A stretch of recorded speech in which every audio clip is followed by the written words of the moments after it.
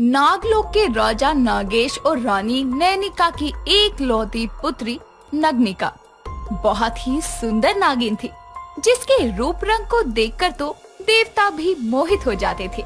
लेकिन इन सब से अलग नग्निका को अपने रंग रूप से अधिक रुचि भ्रमण में थी, वो भी पृथ्वी लोक के भ्रमण में, जिसके चलते कई बार छुपते छुपाते नग्निका अक्सर भ्रमण करने निकल जाया। ऐसे ही एक सुबह नग्निका मौका देखकर अपनी सखी समीक्षा को पृथ्वी लोक पर साथ चलने के लिए मनाती है। समीक्षा, चलो ना, कृपा करके हमारे साथ चलो। देखो, हम तुम्हें इस बार पृथ्वी लोक में चलचित्र सिनेमा दिखाएंगे, मनुष्य की भाषा में जिसे फिल्म कहते हैं। नग्निका, तुम समझती क्यों नहीं हो? अगर नागलोक में किसी को भनक भी लगी कि तुम पृथ्वी लोक जाती हो तो बहुत बुरा होगा। एक पल के लिए तुमको नागराज बख्श भी दे कि तुम उनकी पुत्री हो, लेकिन मुझे तो सीधा मृत्युदंड ही मिल जाएगा। तुम मेरे पिताजी के न्याय पर सवाल उठा रही हो। अगर हम पकड़े भी जाते हैं तो मैं सारा इल्जाम स्वयं पर लूंगी, तुम्हें कुछ नहीं होने दूंगी। अब तो मेरे साथ चल। तुम मानोगी नहीं ना?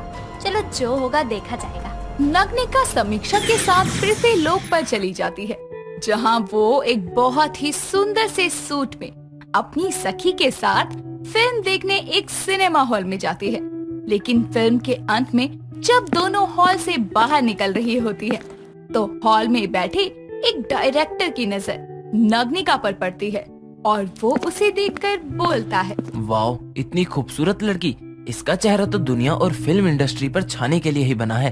अपनी आने वाली अगली फिल्म के लिए मुझे इसको साइन करना चाहिए। डायरेक्टर साहब नग्निका और समीक्षा के पीछे पीछे हॉल के बाहर आते हैं, जहां वो नग्निका को रोक कर कहते हैं, सुनिए मिस, रुकिए एक मिनट। नग्निका एक अनजान शख्स को खुद का रास्ता रोकते देखकर कहती है, आप कौन है और ऐसे मेरे मार्ग में बाधा बनने की आपकी हिम्मत कैसे हुई? मैं एक डायरेक्टर हूँ। ये जो फिल्म आप अभी देखकर आई हैं, इसको मैंने ही बनाया है। बनाया है? जो लोग उस चलचित्र में चल रहे थे वो जीवित नहीं है, आपने उनको बनाया है क्या? आप जीवित प्राणी बनाने की शक्ति रखते हैं क्या? अरे नहीं, ये सभी लोग असली हैं। मैंने बस इनको अपनी फिल्म में कास्ट किया है और शूटिंग करवाई है। उसी तरह मैं आपको भी अपनी फिल्म में कास्ट करना चाहता हूँ।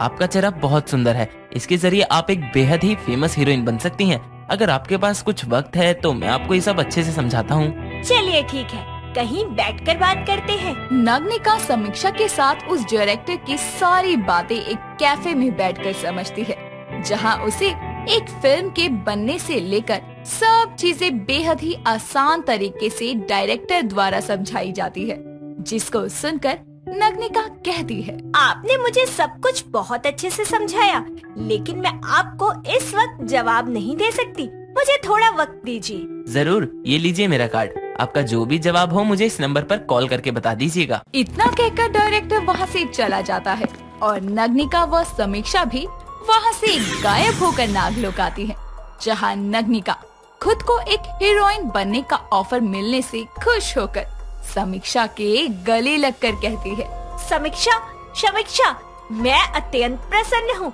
इंसानों की दुनिया में फेमस हो सकती हूँ, एक हीरोइन बन सकती हूँ। ये एक सुनहरा मौका है खुद की पहचान बनाने का। कोई सुनहरा मौका नहीं है, भूल जाओ ये सब। तुम एक नागिन हो। अगर इस बात का पता उस डायरेक्टर को चला ना तो वो तुमको हीरोइन नहीं बल्कि पिटारे में बंद करवाकर किसी म्यूजियम में बेच देगा। नहीं समीक्षा, किसी को पता नहीं चलेगा। बस तुम इतनी मदद करना कि जहाँ मैं ना हूँ तुम मेरी जगह संभाल लेना। नग्निका हीरोइन बनने की चाह में समीक्षा की बातों को अनसुना करके वापस पृथ्वी लोक जाती है, जहाँ वो अपनी शक्तियों से एक घर प्रकट करके वहाँ रहने लगती है। साथ ही डायरेक्टर को कॉल करके फिल्म के लिए हाँ बोल देती है। तो वहीं नागलोक में समीक्षा नग्निका बनकर नागराज और रानी को उसके वहाँ ना होने का पता ही नहीं चलने देती। अब कुछ ही दिनों में शूटिंग शुरू होती है, जहाँ नग्निका अपनी फिल्म के हीरो अभय चेवगन से मिलती है। अभय नग्निका की खूबसूरती को देखकर उससे कहता है, तो आप है इस मूवी की हीरोइन? सच में बहुत खूबसूरत हैं आप। डायरेक्टर साहब ने सही कहा था आपकी तारीफ में, क्या बहुत खूबसूरत हो। जी, मैं केवल चेहरे से ही खूबसूरत नहीं हूँ, बल्कि मेरी एक्टिंग भी बहुत खूबसूरत है। चलिए अब शूट के लिए रेडी होते हैं।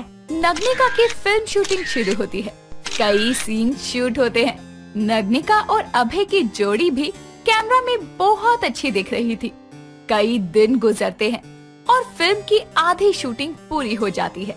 तभी एक दिन डायरेक्टर नग्निका को एक सीन समझाते हुए कहता है, देखिए नग्निका, अब आपको इस फिल्म में एक इच्छाधारी नागिन का रूप लेना है, तो आप बस एक्टिंग करना एक नागिन की, और आपकी नागिन की कॉस्ट्यूम भी पहन लेना। डायरेक्टर के समझाने के बाद शूट शुरू होता है और नग्निका अपना डायलॉग बोलती है। तुमने ना तो मुझे पहचाना है, ना ही मेरे असली रूप को। देखना चाहते हो मैं कौन हूँ? तो देखो। इतना बोलकर नग्निका अपने विशाल नागिन रूप में आकर फिल्म के विलेन को घूरते हुए कहती है, नागिन हूँ मैं, नागिन, एक इच्छाधारी नागिन जो अपने प्रेम को पाने के लिए किसी भी हद को पार कर सकती है। अचानक से कैमरा में नग्निका को असली नागिन के जैसे देखकर सब डर जाते हैं। उसी वक्त नागलोक में नागराज नागेश को नग्निका के नागलोक में ना होने का पता चल जाता है और वो समीक्षा से बेहद ही क्रोध भरे स्वर में पूछते हैं, समीक्षा नागिन, आखिर तुम कितने दिनों से नग्निका के भेष में रहकर हमें धोखा दे रही थी, और नग्निका कहाँ है? कहीं तुमने उसको मृत्यु तो नहीं दे दी? नहीं नागराज, नग्निका आपकी पुत्री ही नहीं, मेरी सखी भी है, और उसी सखी के लिए मैंने उसका रूप लेकर आपको धोखा दिया। नग्निका पृथ्वी लोक पर गई है फिल्म की शूटिंग करने। क्या फिल्म की शूटिंग? ये क्या है? नागराज के पूछने पर अब समीक्षा को सब कुछ सच सच बताना पड़ता है और सारा सच सुनने के बाद नागराज तुरंत नग्निका की शूटिंग की जगह पर पहुंचते हैं और वहां नग्निका को सबके सामने नागिन अवतार में देखकर उसको तुरंत वहां से गायब करके नागलोक ले आते हैं। शूटिंग से अचानक ही हीरोइन के गायब होने पर अफरा तफरी मच जाती है, तो वहीं नागराज नागलोक में आकर नग्निका से कहते हैं, नग्निका, तुमने नागलोक के नियमों का उल्लंघन किया है पृथ्वी लोक पर जाकर, और इतना ही नहीं, तुमने वहाँ जाकर मनुष्य के मनोरंजन के लिए बनाए जाने वाली फिल्म में भी भाग लिया। तो पिताजी, इसमें गलत ही क्या है? हर कोई तो मेरी खूबसूरती की तारीफ करता है, लेकिन आज तक मुझे इसका कोई फायदा नहीं मिला। लेकिन पृथ्वी लोक पर जाकर अगर एक सुंदर चेहरे से मैं हीरोइन बन जाती हूँ, तो इसमें गलत ही क्या है? गलत है। तुम मनुष्य के मनोरंजन का साधन नहीं हो, और एक नागिन को ये सब करना शोभा नहीं देता। पिताजी, जब मेरी इस कला का नागलोक में कोई कार्य ही नहीं है, तो मैं पृथ्वी लोक पर अपनी इस कला को इस्तेमाल करके लोकप्रिय क्यों नहीं हो सकती? इसमें कोई गलत कार्य नहीं है। और रही बात मेरी नागिन होने की, तो आप निश्चिंत रहिए, किसी को पता नहीं लगेगा कि मैं कौन हूँ। नग्निका और नागराज की सारी बातें सुनकर नग्निका की माँ नैनिका कहती है, महाराज, जब हमारी पुत्री कह रही है कि इस कार्य में कोई जोखिम नहीं है, तो आप क्यों उसे रोकना चाहते हैं? आखिर कब तक नागलोक की नागिनें सिर्फ यहीं रहकर अपना जीवन बिताएंगी? माँ सही कह रही है पिताजी। अगर आपको लगता है कि ये कार्य गलत है, तो आप मेरे साथ चलकर शूटिंग देखिए, आपको बहुत प्रसन्नता होगी। चलिए ना नागराज, हम भी चलते हैं अपनी पुत्री की फिल्म की शूटिंग देखने। नैनिका और नग्निका की बातें सुनकर नागराज उनके साथ पृथ्वी लोक पर जाने के लिए विवश हो जाते हैं, जहां सभी वापस से धरती लोक जाकर इंसानी रूप लेते हैं और नग्निका शूट पर मौजूद अपने ड्रेसिंग रूम से निकलकर डायरेक्टर के पास आती है, जो उसे देखकर बोलता है, नग्निका, तुम कहाँ चली गई थी? अचानक ही सेट से गायब हो गई थी। वो मैं अपनी वैनिटी वैन में सो रही थी, शायद किसी को पता नहीं लगा। शुक्र है मैंने इन सभी के दिमाग से अपनी नागिन होने वाली सारी यादें मिटा दी। चलो कोई नहीं, अब शूट शुरू करते हैं। इस सीन में तुमको नागिन बनना है, तो आप बस एक्टिंग करना एक नागिन की, और आपकी नागिन की कॉस्ट्यूम भी पहन लेना। जल्दी से मैडम को नागिन की ड्रेस देकर तैयार करो। एक असली नागिन को नकली नागिन बनकर शूटिंग करनी पड़ रही थी, लेकिन नग्निका को इसमें बहुत मजा आता है। साथ ही शूटिंग देखकर नागराज भी उसके इस काम में कोई बाधा नहीं बनते और नग्निका की फिल्म शूट होती है और उसके रिलीज होने पर नागलोक के कई नाग नागिन इंसानी रूप लेकर उसको देखने आते हैं। साथ ही नग्निका को पृथ्वी लोक पर अब एक बड़ी हीरोइन के रूप में सब पहचानने लगते हैं। शक्तिका नागिन अपने अर्ध नागिन रूप में ऐठ कर खड़ी होती है और कुछ नाग मिलकर उसकी मोटी सी पूंछ को पूरी ताकत के साथ खिसकाने का प्रयास कर रहे होते हैं। तभी शक्तिका हंसते हुए कहती है, करो करो, अथक प्रयास करो, खिसकाना तो दूर, तुम मुझे हिला भी नहीं पाओगे। हाँ, बस मैं हार मानता हूँ। तुम जैसी मोटी नागिन के कारण मैं अपने प्राण नहीं त्याग सकता। शक्तिका, ये कैसा उपहास कर रही हो तुम इन नागों के साथ? शरीर के साथ साथ तुम्हारी बुद्धि पर भी मोटापा छा गया है क्या? सर्पिका, आज तुमने 2-4 पात्र ज्यादा जहर पी लिया क्या, जो तुम्हारी बोली में इतनी कड़वाहट भरी है? क्या हुआ, मैंने कुछ असत्य कहा क्या? मुझे तो ऐसा प्रतीत नहीं हुआ। ओ, अब समझी, ये नाग तुम्हारे साथ बैठकर प्रेम भरी बातें नहीं करते, इसलिए तुम इनके साथ ऐसे कारनामे करती हो। तुम्हें कोई मानसिक बीमारी है? जब देखो विचित्र बातें करती हो। विचित्र मेरी बातें नहीं, विचित्र तो तुम हो। इस नागलोक की सभी नागिनें इतनी कमसिन और इतनी पतली हैं, लेकिन तुम्हारा शरीर तो एनाकोंडा सर्प जितना मोटा है। अरे मोटी हूँ तो अपने भवन में मिलने वाला जहर पीकर हूँ, ना कि दूसरों का छीन कर या हड़प कर पीकर मोटी हुई हूँ। तुम जैसी मोटी नागिन से बात करके मुझे अपना समय व्यर्थ नहीं करना। जाते जाते तुम्हें एक मुफ्त की सलाह देती हूँ, अपने इस मोटे शरीर पर थोड़ा ध्यान दो। कहीं ऐसा ना हो मोटा होने के कारण तुम्हें नागलोक से निष्कासित कर दिया जाए। इतना कहकर सर्पिका वहाँ से चली जाती है। जी हाँ, अब तो आपने सुंदर पतली नागिनों के विषय के बारे में सुना होगा, पर नागलोक में शक्तिका नागिन बाकी नागिनों की तरह रूपवती और सुंदर तो थी, लेकिन वो बहुत मोटी थी, जिसके कारण नागलोक की सभी नागिनें उसका उपहास किया करती थी। नागलोक में नाग पंचमी के अवसर पर नाग नागिनों के रेंगने की प्रतियोगिता रखी जाती है, जिसमें शक्तिका भी भाग लेती है। सभी नाग नागिन एक पंक्ति में खड़े हो जाते हैं और तभी नागराज बोलते हैं, प्रतियोगिता में भाग ले रहे नाग नागिनों को सूचित किया जाता है कि आप सभी को इस प्रतियोगिता में अपने रेंगने की क्षमता का प्रदर्शन करते हुए वहाँ रखी दूध की कटोरी तक जाना है और वहाँ से उस दूध को पीकर वापस आरंभ सीमा तक आना है। जो सबसे तेज रेंगेगा वो इस प्रतियोगिता का विजेता घोषित किया जाएगा। इस प्रतियोगिता में तो मैं ही विजय प्राप्त करूंगी। अब सभी नाग नागिन प्रतियोगिता के लिए सज्ज हो जाएं। नागराज के इतना कहते ही सभी प्रतियोगी अपने नाग रूप में आ जाते हैं और सभी एक साथ रेंगना आरंभ करते हैं। सभी नाग नागिन तेजी से रेंगते हैं, किंतु मोटी नागिन शक्तिका धीरे धीरे रेंगते हुए ही दूध पी पाती है। बाकी सभी आरंभ सीमा की ओर बढ़ रहे होते हैं, लेकिन शक्तिका अपनी कटोरी का दूध चटकर बाकी की कटोरियों के शेष दूध को भी पीने में व्यस्त होती है और इतने में प्रतियोगिता समाप्त हो जाती है और सर्पिका इसमें विजय प्राप्त करती है। तभी वहाँ शक्तिका की माँ बानी आती है और उसे ऐसे दूध पीता देखकर शक्तिका अपने इंसानी रूप में आती है और बानी उससे कहती है, शक्तिका, अपनी भूख पर नियंत्रण कर, अब खाली कटोरी भी निगल जाएगी क्या? माँ, आप यहाँ मेरी प्रतियोगिता देखने आए हो ना? हाँ, वही प्रतियोगिता जिसे छोड़कर तू यहाँ दूध की कटोरी में चिपक गई है। शक्तिका, बस कर, ऐसे ही खाने पीने के चक्कर में तेरा शरीर इतना फैला जा रहा है और तू इस प्रतियोगिता को भी हार चुकी है। कोई बात नहीं मौसी, क्योंकि ये तो प्रतियोगिता वैसे भी नहीं जीत पाती। इसका रेंगना देखा है आपने? इससे तेज तो केचुआ भी रेंग लेता है।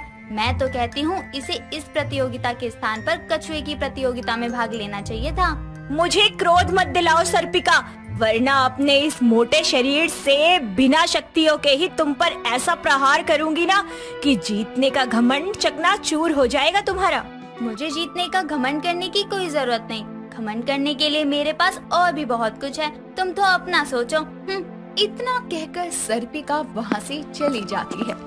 शक्तिका और बानी भी अपने भवन में लौट आती है। तभी अपनी माँ से शक्तिका कहती है, माँ, आज मालपुए बनाना, वो भी अधिक जहर डाल के, पता नहीं इस सर्पिका से बहस करने के बाद मेरी भूख इतना बढ़ क्यों जाती है। तुझे लज्जा नहीं आती? सब तेरा इतना उपहास उड़ाते हैं और अब भी तुझे भोजन करने की सोच रही है। आज तुझे मालपुए क्या भोजन ही नहीं मिलेगा। पर माँ, खाऊंगी नहीं तो जीवित कैसे रहूंगी? लोगों की माताएं अपने बच्चे को भर भर के खाना खिलाती है और आप है कि मुझे भोजन नहीं दे रही। उसे ठूसने का तो परिणाम है कि तू इतनी फैलती जा रही है। तू तो अपना शरीर पतला करने से रही, तो मुझे ही कोई तरीका अपनाना पड़ेगा ना। इसलिए आज से तुझे दिन में केवल एक ही बार भोजन मिलेगा। पानी अपना फैसला सुनाकर वहाँ से चली जाती है। कुछ देर शक्तिका भवन में उदास बैठी रहती है, लेकिन भूख बर्दाश्त न होने पर वो जंगल की ओर निकल पड़ती है, जहाँ उसे उसकी प्रिय सखी नैना मिलती है और उसे देखकर शक्तिका कहती है, नैना, तू तो किसी अति आवश्यक कार्य से पृथ्वीलोक गई थी ना? इतने जल्दी कैसे लौट आई? हाँ, मेरा कार्य संपूर्ण जो हो गया था और मैंने सुना कि रेंगने की प्रतियोगिता में तो सबसे अंतिम स्थान पर आई। मतलब रेंगने में तो हम नागिनों का मुकाबला कोई नहीं कर सकता और तू वो भी नहीं कर पाई। उस विषय में मुझे तुमसे बात करनी है। मोटापे को लेकर नागलोक में सभी मेरा उपहास करते हैं और आज तो माँ ने भी मुझे भोजन नहीं दिया। अब मैं इतनी मोटी हूँ तो इसमें मेरा क्या कसूर है? भोलेनाथ ने मुझे थुलथुला सा शरीर क्यों दिया? शक्तिका, तू निराश मत हो। तेरे मोटे शरीर को पतला करने का उपाय है मेरे पास। पृथ्वीलोक पर इस समस्या का कोई न कोई उपाय तो जरूर होगा। उपाय? जब मैं इतनी सर्वशक्तिशाली नागिन होकर भी अपनी इस समस्या का हल नहीं कर पा रही, तो पृथ्वीलोक के वो शक्तिहीन मनुष्य मेरी सहायता कैसे कर पाएंगे? इसका जवाब तो हमें पृथ्वीलोक पर जाकर ही मिलेगा। इसलिए कल तुम मेरे साथ पृथ्वीलोक की सैर पर चलना। ठीक है नैना। जिसके बाद दोनों अपने भवन को लौट आती हैं और अगले दिन रूप परिवर्तित करके पृथ्वी लोक पर एक जिम के बाहर जा पहुंचती है, जहां सभी मनुष्य बड़े बड़े यंत्रों पर कसरत कर रहे होते हैं।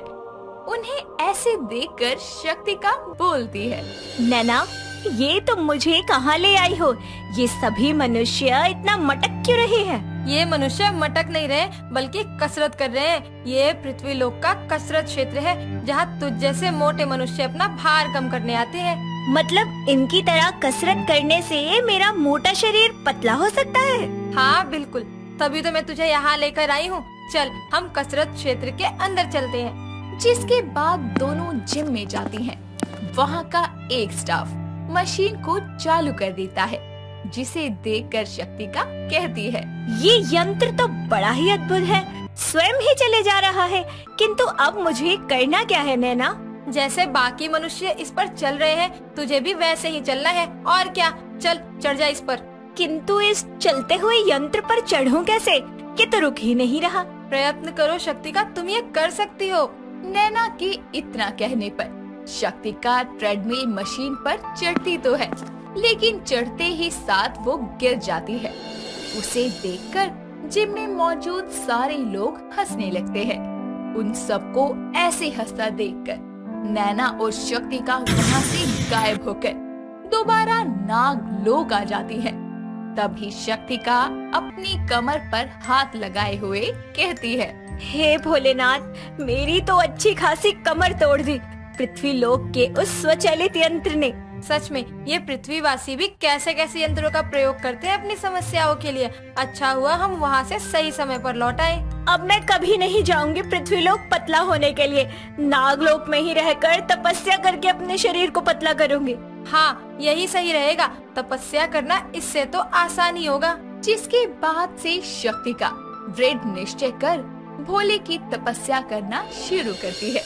तपस्या करने के कारण उसका खाना पीना भी बंद हो जाता है और 11 वर्षों की कठिन तपस्या के बाद भोलेनाथ की मूर्ति से एक तेज प्रकाश उस पर पड़ता है और वो अपनी आंखें खोलकर कहती है, हे भोलेनाथ, मुझे मेरे इस मोटे शरीर से मुक्त कीजिए। कोई ऐसा वरदान दीजिए कि मैं जितना मर्जी खाऊं, मेरा वजन ही ना बढ़े और मैं मोटी भी ना हूँ। उसके इतना कहते ही वो प्रकाश और चमकता है और शक्तिका का शरीर मोटे से पतले रूप में परिवर्तित हो जाता है। इस प्रकार ये वरदान प्राप्त कर शक्तिका प्रसन्नता से अपने भवन को लौट आती है।